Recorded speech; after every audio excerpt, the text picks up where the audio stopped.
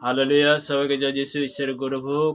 তো আজকের আমি প্রভুর আশীর্বাদে, প্রভুর করুণাতে আসতে পেরেছি। প্রভুকে অসংখ্য ধন্যবাদ করি। তো আমরা বাক্যতে যাব। তো সর্বদাই সেই বাক্য থেকে আমরা প্রার্থনাতে যাব। তো তেমনি যে আজকে যিশায়া তার ৪০ অধ্যায় তার ২৯ থেকে একদম ৩১ পদ পর্যন্ত তিনি ক্লান্ত ব্যক্তিকে শক্তি দেন ও শক্তিহীন লোকের বলবৃদ্ধি করেন। তরুণীরা ক্লান্ত ও শ্রান্ত হয়, যুবকেরা সুখলিত হয়, কিন্তু যাহারা সদাপ্রভুর অপেক্ষা করে তাহারা উত্তর উত্তম নতুন শক্তি পাইবে। তাহারা ঈগল পক্ষীর ন্যায় সহকারে ঊর্ধ্বে উড়িবে।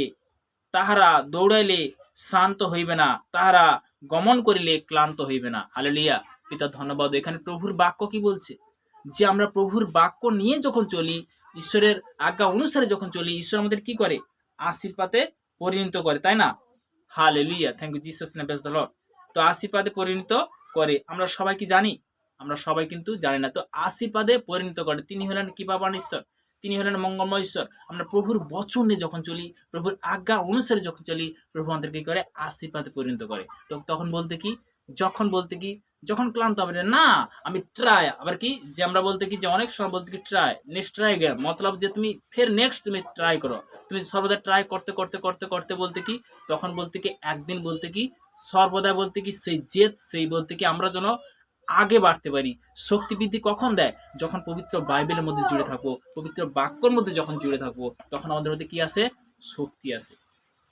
আমি চেষ্টা করব যে না, আমার পিতা পরমেশ্বর ধন্যবাদ, আমার পিতা কোনোদিন আমাকে হাত ছাড়েনি। আমরা অনেক সময় বলতে প্রার্থনা যদি না করি, প্রভুর কাছে যদি না আসি, তাহলে তখন কি হবে?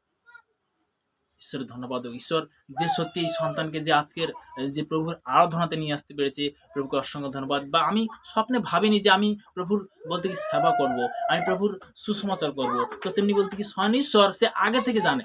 তো তেমনি বলতে কি যে এ আমার কি প্রিয় পুত্র পুত্রী, যে তার বাক্যতে, যে তার বলতে কি আজ্ঞাতে যে বিশেষ করে লঙ্ঘন করে, তো তেমনি বলতে কি পিতা যে আজ্ঞা পালন করে তাকে কি করবে? পরিত্রাণ করবে।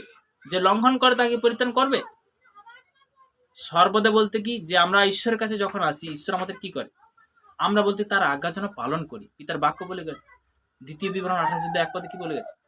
আমি তোমাদেরকে অধ্যয় যে সকল আজ্ঞা আদেশ করছি যত্ন করবো পালন করবার জন্য, যদি তুমি আপন ঈশ্বর সদাপ্রভুর মনোযোগ সহকারে কর্ণপাত করো, তবে তোমার ঈশ্বর সদাপ্রভু পৃথিবীর সমস্ত জাতির উপরে উন্নত করবে।